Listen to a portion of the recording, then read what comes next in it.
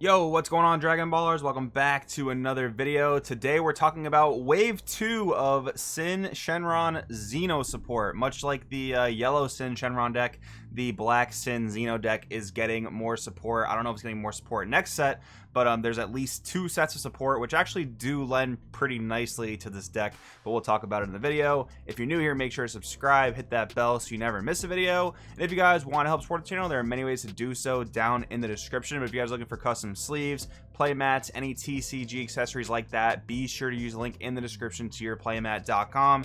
That link will get you 10% off your order. Their art sleeves, guys, I love them. The biggest thing is they don't peel. An art sleeve that does not peel means I don't have to double sleeve them, and I absolutely love that. So 10% off your order in the description. Let's get into the video.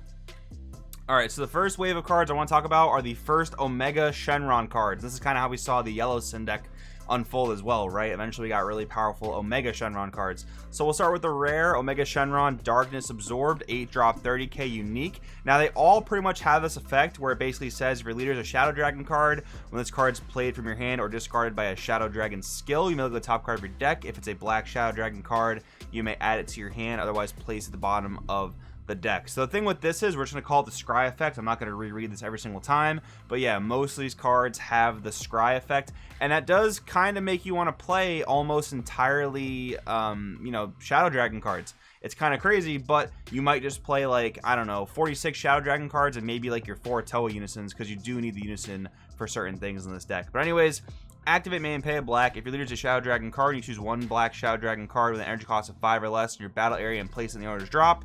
Play this card from your hand. If you do, choose one of your opponent's battle cards and send it to the owner's warp. So much like the yellow Omega Shenron, this is a 1-drop 30k beater, but it also offers some spot removal, which is very, very nice for a control-y deck like this. And I do think this deck definitely leans more into the mill aspect than anything. Like, you can get some, I guess, decent beatdown with this card and the Omega Shenron that we'll read in a second, but you do have a built-in mill strategy with the leader and some of the other cards. But activate main for 2 black on the Omega Shenron Ultimate Darkness, which is a 30k triple striker. If your leader is a Shadow Dragon card, you have 3 or more energy, you send 7 black Shadow Dragons from drop to warp.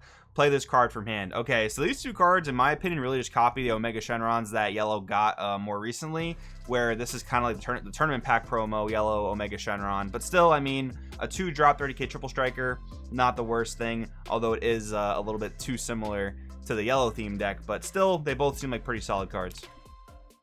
Now, one thing I wanted to just remind you guys of is Haze Shenron Power of Darkness, because a lot of the cards that we're going to read revolve heavily around having this card. So it's got the scry effect. Activate main once per turn for a black. If you leader is a Shadow Dragon card, you switch this card to rest mode. Choose one black Shadow Dragon with energy cost 3 or less in your hand and play it. That's going to pertain to a lot of the cards we're about to read. This thing is pretty weak, though, in my opinion. Like, yes, it gets most of your guys into play for one, but it puts itself to rest mode. So if you can't defend it successfully on the following turn, your engine is going to hurt because of that, but still going to be one of the key cards of the deck. So let's see what other dragons we have.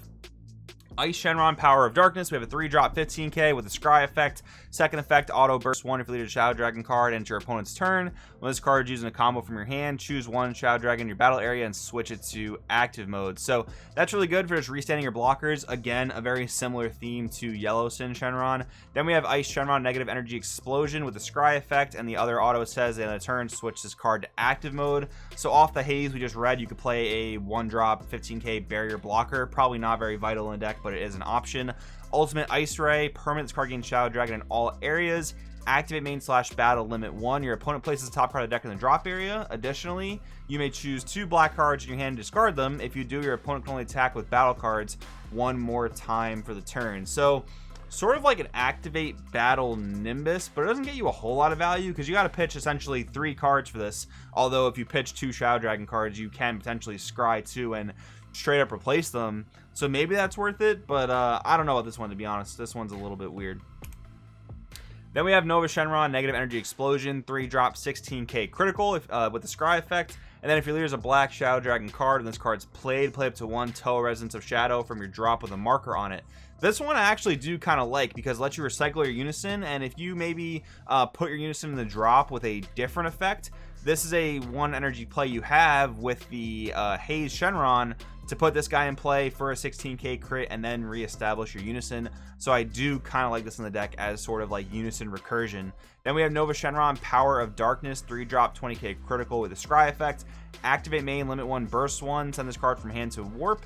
Then look at top 5 cards of your deck, add up to 1 black Shadow Dragon battle card with energy cost of 5 or less, unmon them to your hand, then shuffle your deck. So this is an SR just like the yellow Oceania Shenron, and man, this is really copying yellow Shenron like a lot, but I don't know, I mean, I guess they're the same types of cards and want to function similarly, although this is a mill strategy and yellow Syn is much more of a hardcore control slash maybe like a mid-range combo deck, but still, yeah, I mean, very, very similar. At this point, honestly, I'm more surprised they didn't just have the same dragons copying the same effect, like they didn't put this on an Oceanus card, even though we got Oceanus Xeno last set. But anyways, Ultimate Flame Shot, permanent, gain Shadow Dragon in all areas, active main / battle, limit 1 if your leader is a black Shadow Dragon card, and you place 1 card from life in the drop area, so you got a crit 1 for this. Place the top card of opponent's deck in the drop, and then if your leader card doesn't take damage from your opponent's attacks until the end of a battle or turn, whichever comes first. Okay, interesting. So, crit a life to nullify a damage. That's kind of interesting. I mean, that's a good trade-off for like a double strike or a triple strike or a quad strike, which isn't very popular but can be a thing. So I don't know, maybe side deck at best. I don't see a main deck slot for this card at all, really. Next up, we have a Rage Shenron line of cards. Rage Shenron, negative energy explosion with a scry effect. It's also a 3-drop blocker. Auto burst 1 if your leader card is a Shadow Dragon into your opponent's turn. When this card is using the combo from your hand, switch one of your leader cards to active mode. So kind of like the adverse of the Ice Shenron, where you get to restand your leader, but as we know, or should know if you're a fan of this archetype, your leader is a blocker, so that actually is pretty relevant, and that can be really good for protecting cards like the 1-drop Haze that's going to be in rest mode on the board. You're going to want to block and prevent attacks from going at that thing if you really need it to start establishing your board more and more. Then we have Rage Shenron, Power of Darkness, blocker, counter attack, negate the attack and play this card in rest mode. Permanent, there are 7 or more black Shadow Dragons in your drop. Reduce energy cost of this card in your hand by 2, so it can be a 1-drop, but it does come and play in rest mode, so you don't get to block with it immediately. Like, you can combo the ice to untap it, but honestly, I think you'd rather just untap your leader with the Rage Shenron. But anyways, it also has the scry effect as well, so yeah, and that's obviously another consistency piece, but I'm not too crazy about Power of Darkness. I think negative energy explosion is probably a better card to restand your leader and get the additional block. But anyways, ultimate electric slime, 1-drop permanent. This card gains Shadow Dragon in all areas, activate / battle, limit 1, choose one of your black battle cards, and it gets plus 9,000 power and revenge for the turn. Okay, this is really interesting. So comboing this, there are several blockers, both ones that we read now and from the first wave of support for this deck, like the 4-drop Syn Xeno, for example. I believe he's a barrier deflect blocker. So block with him, right? And then use ultimate electric slime, which there are effects that let you do this for free instead of paying 1. So you do that, give it plus 9,000 and revenge for the turn, and then you can combo that with your Ice Shenrons, just constantly untapping it. So I believe it's 20k base, so 29k base revenge blocker that you can restand several times. That actually sounds pretty solid. I do have to say that sounds pretty good. Maybe it's a little bit too specific of a combo to set up, but I do like the way it sounds on paper, if I'm being honest. And then finally, we have ultimate minus energy Powerball. So this card's got a lot of text. Counter attack, if your leader is mono black, choose up to one of your opponent's battle cards with 15,000 power or less, ignoring barrier, and send it to the owner's warp. So keep in mind, that effect has nothing to do with being a Shadow Dragon leader. So like Gogeta Xeno, Hatchiyak, any other black deck you might play can play this card. And this thing doesn't stop the attack, but it just straight up says remove any 15k battle card in the game, minus indestructible, I guess. But that is actually really powerful. Like, I think this is a really good card, but like it's very, very short of being absolutely broken. Like if it hit 20k battle cards, the card would be absolutely broken, but 15k is still really good. Like any little weenie your opponent's going to attack with, or maybe block with even, this thing just absolutely gets rid of it. That's very good. Permanent, gains Shadow Dragon in all areas. Permanent, if you have a black unison card in play, you can activate this card's counter skill from your hand without paying energy costs, and it doesn't even require you to discard a card like a lot of other free counter attacks do. So this is kind of just like Black's version of like Wolfang Fist or Dormant Potential Unleashed, even though it's coming out several sets later. They have the counter attack that doesn't actually stop the attack, but it put 2 of your opponent's battle cards from their drop back into their deck, so you had some drop area interruption, which was like okay, but obviously that card didn't cut the mark, so now black gets like a super rare version of that type of card that has a much better effect. Activate main / battle limit 1.